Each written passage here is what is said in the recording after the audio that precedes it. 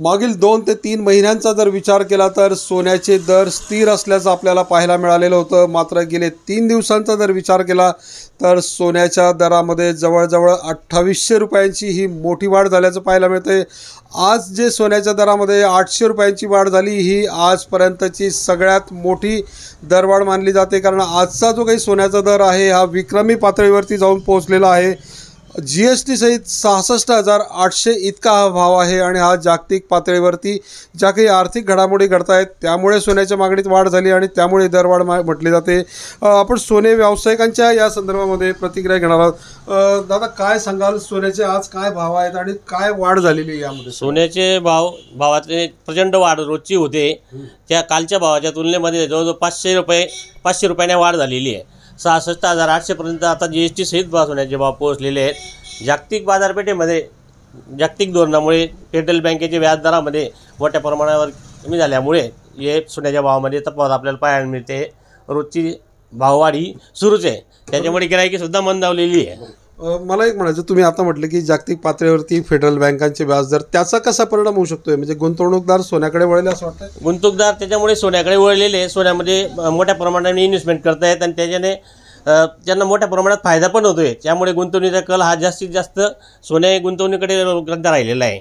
परंतु एवढा भाव वाढतो आहे की त्याच्यामुळे गिराईकीसुद्धा थोडी कमी होऊन गेली, खूपच मोठ्या प्रमाणात परिणाम झाला. मला एक सांगा, आज सोन्याचे दर विदाऊट GST सह किती आहेत आणि GST सहित किती आहेत? 66,800 पर्यंत भाव आहेत. त्यात 3% GST म्हटलं तर म्हणजे 66,800 पर्यंत आज सोन्याचे भाव. आजचा हा भाव सगळ्यात जास्त हायेस्ट विक्रमी? हो, आजच्या विक्रमी पातळीवरचा हायेस्ट भाव आहे जागतिक लेवलला तर विचार नका.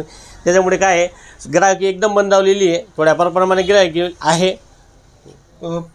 पुढच्या काळात काय परिस्थिती राहील असं वाटतं? पुढच्या काळामध्ये 17,000पर्यंतचं हे दाखवत आहेत, म्हणजे 17,000पर्यंत भाव जाण्याची शक्यता आहे. अजून भाव वाढतील असं? अजून भाव वाढतीलच, कमी होण्याचे काही चान्सेस नाहीच आहेत. गिराईक का कमी झाले असं वाटतं तुम्हाला? कारण असं पण म्हटलं होतं की सोन्याचे दर वाढले की गिराईक पण वाढतात.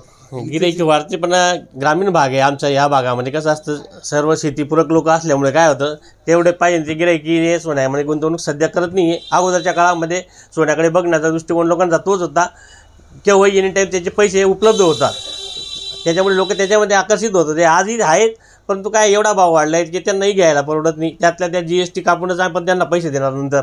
आज GSTचा पैसा त्यांचा जातोच आहे, त्याच्यामुळे सेफ इन्व्हेस्टमेंट त्यांना आता वाटतच नाही आहे.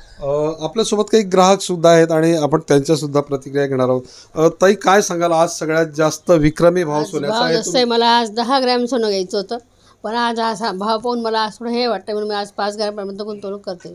तुम्हाला असं वाटलं होतं एवढा भाव असेल? हो, मला तेच वाटलं नव्हतं इतका भाव असेल, पण आज खूपच भाव वाढलेला आहे. बजेट बिघडलं तुमचं? हो, बजेट बिघडलं. तरी एवढ्या भावात घेणं परवडणार आहे तुम्हाला? नाही परवडणार, पण आता ते आज गरजेचं म्हणून आज मी 5 ग्रॅम घेते. गरज काय अशी की तातडीची? की तातडीची म्हणजे आज लागतायत मला, ते म्हणून घेते मी. आज गुंतवणूक करायची होती ती. तर आपण ग्राहक आणि व्यावसायिकांशी बातचीत केलेली आहे. ग्राहकांच्या मते सोन्याचे दर जे आहेत ते विक्रमी पातळीवरती आहेत, परवडणारे नाहीत आणि त्यामुळे 10 ग्रॅमच्या ऐवजी 5 ग्रॅम सोनं घेऊन जी आपली सोन्याची गरज आहे ती पूर्ण केली जाते आहे. तर व्यावसायिकांच्या मते मात्र सोन्याच्या दरामध्ये अजून वाढ होईल असा त्यांनी अंदाज व्यक्त केलेला आहे आणि त्याचा थेट परिणाम ग्राहकीवरती देखील झालेला आहे. कारण एवढ्या वाढत्या दरात सोने ग्राहकांना हे परवडणारे दर नसल्यामुळे अनेक ग्राहकांनी वेट अँड वॉचची भूमिका घेतलेली आहे. म्हणून जळगावच्या सुवर्णनगरीमध्ये ग्राहकांच्या प्रतीक्षेत सोने व्यावसायिक असल्याचं आपल्याला पाहायला मिळतं आहे. चंद्रशेखर नेवे, ABP माझा, जळगाव. ABP माझा, उघडा डोळे बघा नीट.